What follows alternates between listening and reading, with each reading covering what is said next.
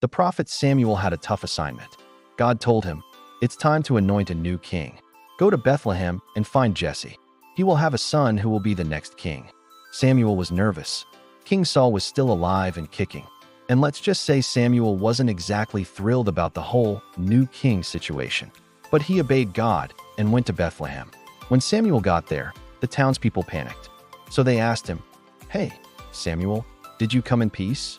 Samuel said, "Yes, I've come to offer a sacrifice. Just bring me Jesse and his sons." So Jesse and his sons lined up. And when Samuel saw Jesse's first son, Eliab, tough and strong, he thought to himself, "Surely this is the next king of Israel."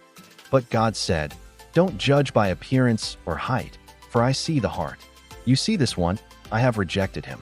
And so it went with Jesse's other sons, Abinadab, Shammah, and the rest. 7 sons in total, all rejected. So Samuel turned to Jesse and asked, "Are these all your sons?"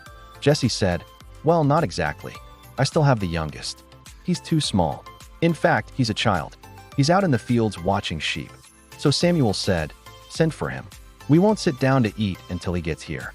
And then David walked in, all sunburned from the fields, smelling like sheep, looking like the least likely candidate.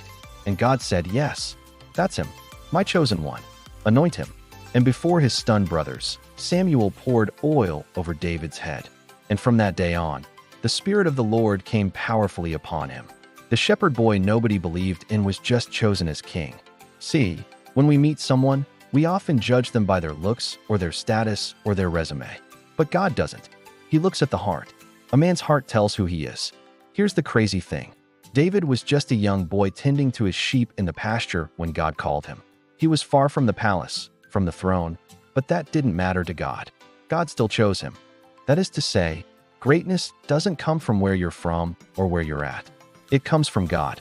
So don't be discouraged if people don't see your worth. God already has. Stay faithful where you are. Greatness often begins from very ordinary things. Your shepherd field can be your training ground for greatness. Trust God's timing. The anointing comes before the appointing. When God says you're chosen, no one can cancel it. Remember, God always chooses the unlikely. The very one his family overlooked was the one God chose. Our next story will center more on David, his journey into destiny.